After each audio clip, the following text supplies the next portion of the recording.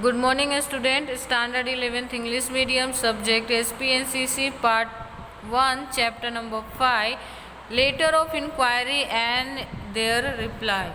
जब आप कहीं से भी किसी भी कंपनी से गुड्स परचेज करना चाहते हो तो सबसे पहले आप क्या करोगे कि इंक्वायरी करोगे उस गुड्स से रिलेटेड एंड सेकेंड वन उसका रिप्लाई रिसीव करोगे।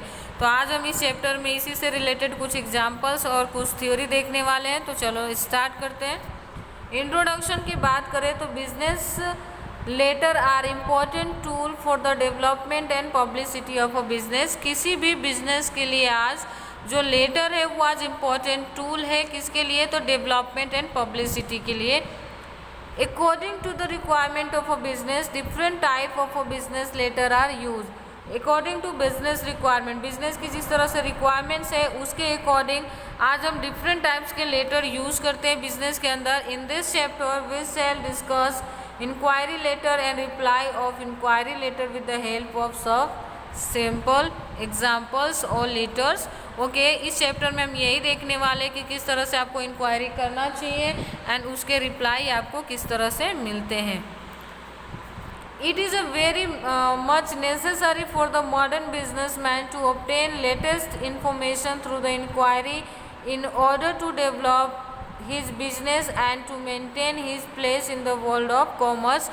It is a very necessary for the modern businessman। आज के जो बिजनेसमैन है उनके लिए बहुत ज़्यादा ज़रूरी होता है कि वो लेटेस्ट से लेटेस्ट मार्केट की इन्फॉर्मेशन कलेक्ट कर सके, इंक्वायरी कर सके और बिजनेस को एक पोजीशन दिला सके मार्केट में जो कि वर्ल्ड ऑफ कॉमर्स के लिए इम्पॉर्टेंट है। Inquiry can be made to know the formal and informal details, financial position and other matter and the opinion regarding his business. Okay, अब लेटर हम जनरली फॉर्मल और informal दोनों तरीके से लिख सकते हैं, जिसमें आप financial position, other matters and opinion जानना चाहोगे तो ये सारी चीज़ों के लिए आप लिख सकते हो। As a customer, before buying anything in the market, we would like to know about the price, weight, quality, packing, maximum discount, etc.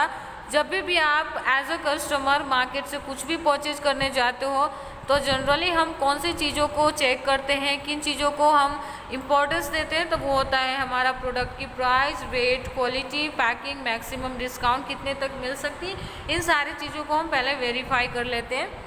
Moreover, we should also like to know about the product guarantee and warranty, facility, installment, etc. इसके अलावा हम कुछ और basic चीज़ें जानना चाहते हैं, जैसे कि प्रोडक्ट की गारंटी क्या होगी, वारंटी क्या होगी, क्या इस प्रोडक्ट को हम इंस्टॉलमेंट में परचेज कर सकते हैं। बिफोर टेकिंग एनी डिसीजन, कोई भी निर्णय लेने से पहले, कोई भी डिसीजन लेने से पहले, किसी भी सिचुएशन पे पहुंचने से पहले हम ये सारी चीज़ों को वेरीफाई करते हैं, इसके बारे में इंफॉर्मेशन कलेक्ट करते हैं।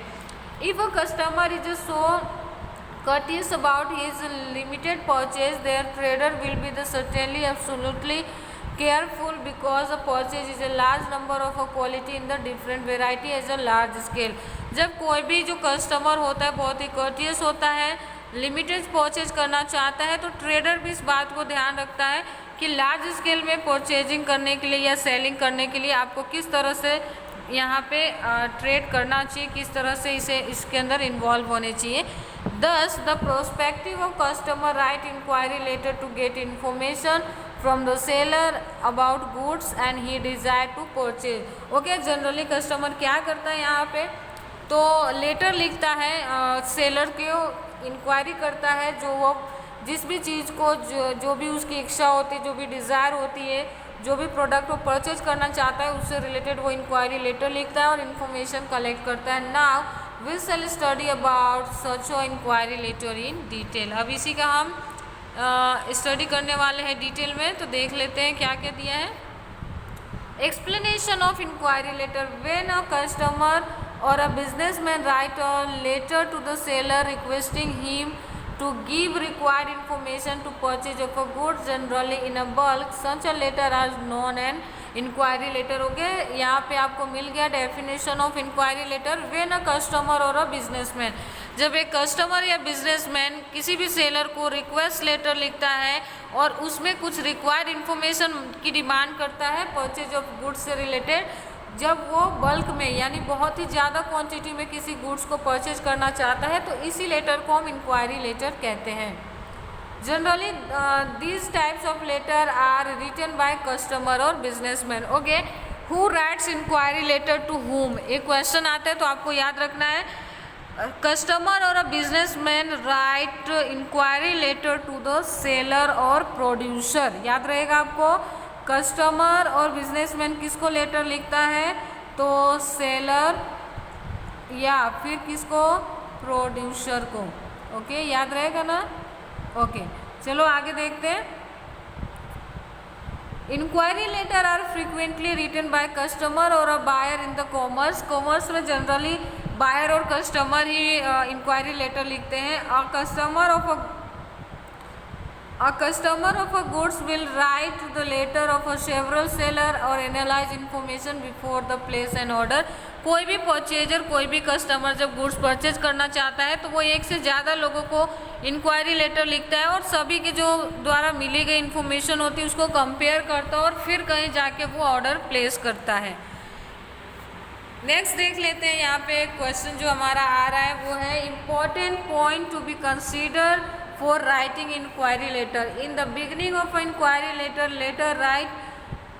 writer gives introduction of his firm or organization। सबसे पहले लाइन में ये भी क्वेश्चन पूछे जाते हैं in the beginning of inquiry letters which matters are compulsory to be write. तो याद रखना है in the beginning of inquiry letter आपको अपने फर्म का इंट्रोडक्शन देना है, यानी आपके फर्म का नाम क्या है, आप किस तरह का बिजनेस करते हो। Second one, it should be mentioned whether the inquiry letter is a reference or advertisement by the seller।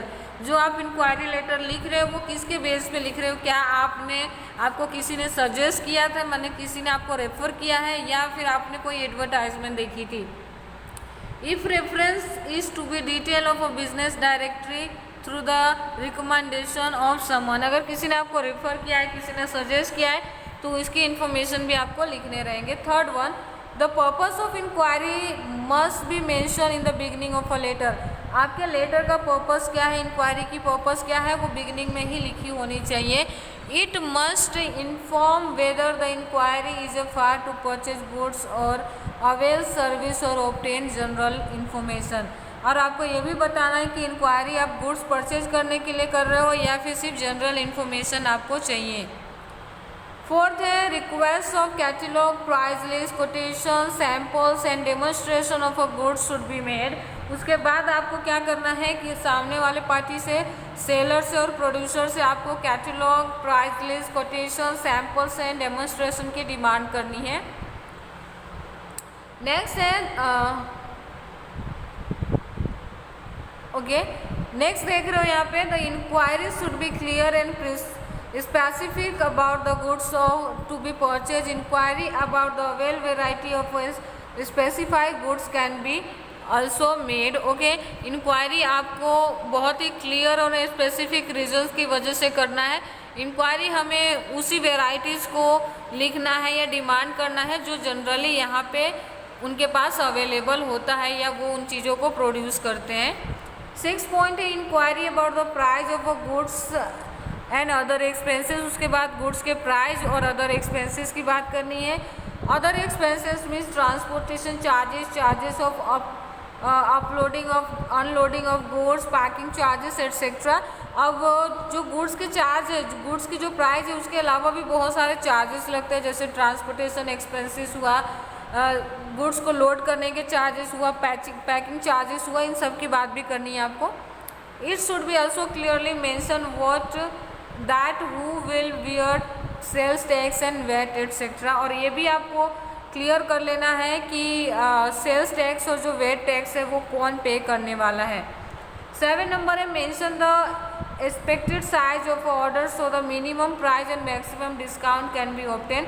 आपको एक्सपेक्टेड प्राइस आपको क्लियरली ये बताना रहेगा कि मैं 5000 यूनिट आपका गुड्स परचेज करना चाहता हूँ, तो उससे क्या होगा ना कि वो मिनिमम प्राइस बताएंगे आपको और मैक्सिमम डिस्काउंट ऑफर करेंगे। Inquiry about made of payment, payment should be made in a cash, cheque, draft और ऑनलाइन पेमेंट एट्सेट्रा। ये भी आपको क्लियर कर लेना है कि वो पेमेंट किस तरह से कर सकते हैं, ऑनलाइन कर सकते हैं, कैश में कर सकते हैं, चेक से कर सकते हैं, ड्राफ्ट दे सकते हैं, क्या कर सकते हैं।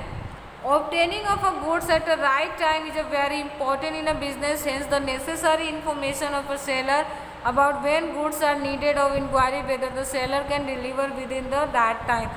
क्योंकि गुड्स ना टाइम पे बिजनेस के अंदर आइए बहुत ज़्यादा ज़रूरी है। अगर डिमांड आज है, आज ही सप्लाई करोगे तो कस्टमर और कंज्यूमर उसे परचेज करेंगे। अदरवाइज अगर वो टाइम के बाद में आता है तो वो नीडफुल नहीं रहेगा। इसलिए आपको ये भी इंक्वायरी लेटर में लिखना है कि मुझे इतने समय के अंदर गुड्स चाहिए, क्या आप डिलीवर करने में कैपेबल हो या नहीं।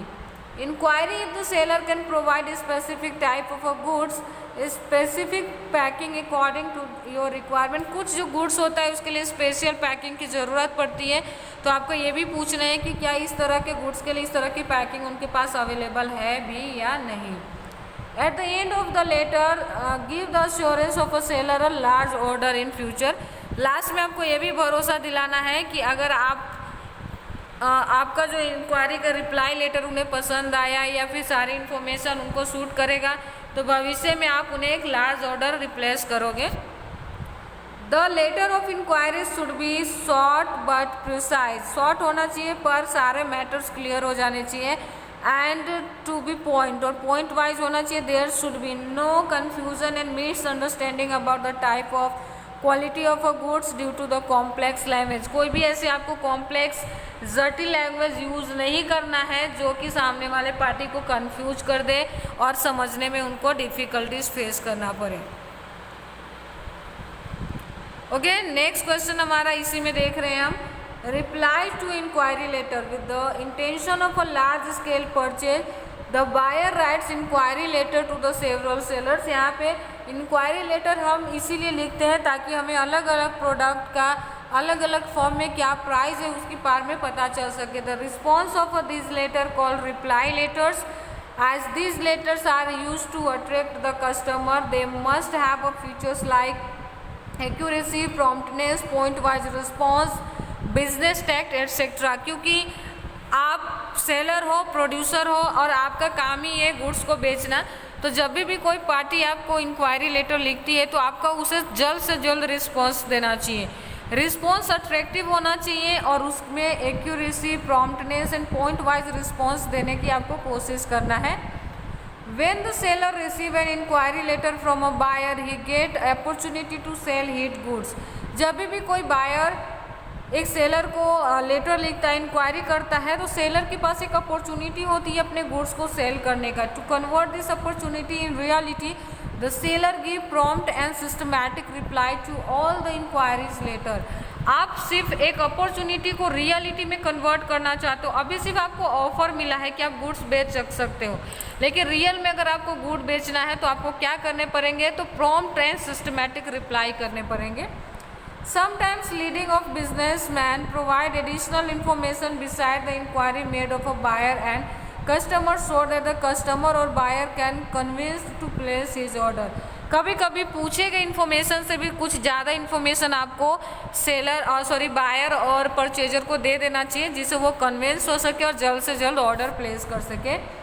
इन short, reply is to inquire letter has to take the representative of a seller. आपका रिप्लाई ही आपका रिप्रेजेंटेटिव होता है, इसलिए इस चीज़ को ध्यान रखते हुए हमें रिप्लाई लेटर का आंसर्स करने हैं। Point to be consider while writing the reply of inquiry letter. जब इंक्वायरी लेटर का रिप्लाई करते हो तो कौन सी चीज़ों को आपको ध्यान रखना है, तो at first the seller should thank to customer for showing interest in his product और गुड। सबसे पहले आपको बायर और कस्टमर को थैंक यू कहना है कि उन्होंने आपके प्रोडक्ट में इंटरेस्ट दिखाया।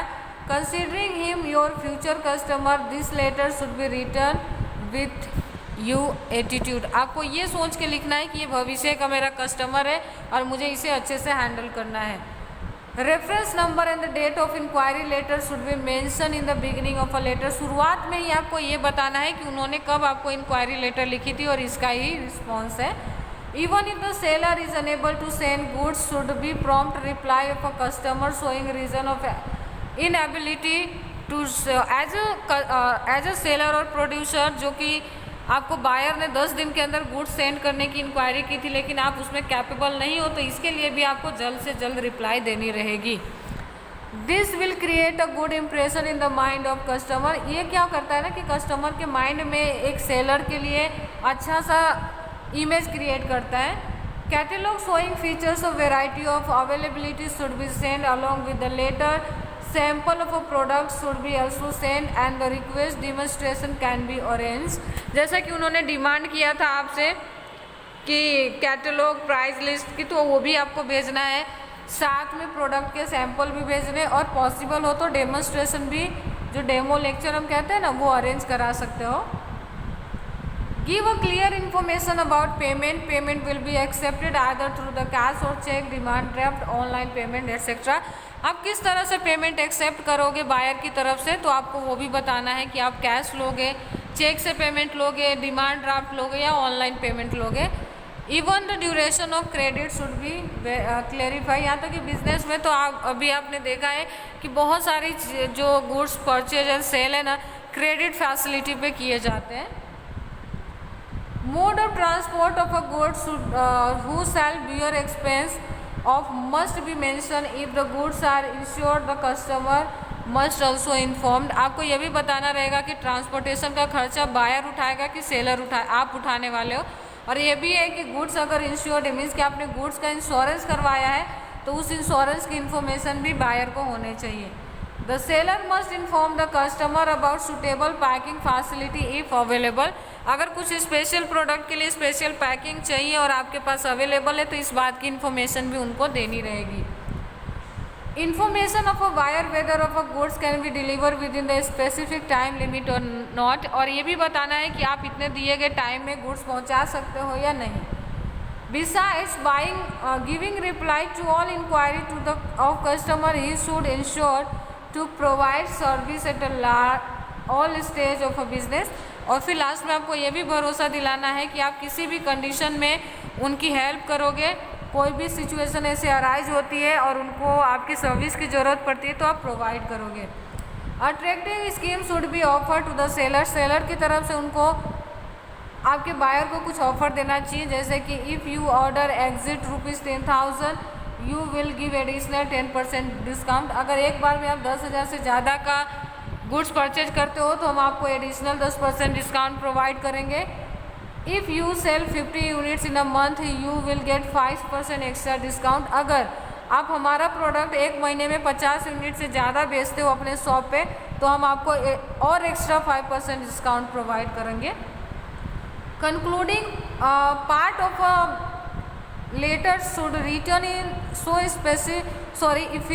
Effectively that the compels of a customer order of a goods. आपको इतना इफेक्टिव तरीके से रिप्लाई करना है ना कि सामने वाला कस्टमर है ना, चाह के भी आपके ऑर्डर देने से अपने आप को रोक ना सके, वो आपको ऑर्डर डेफिनेटली प्रोवाइड करे, जिससे आपके बिजनेस को एक चांस मिले। Thank you.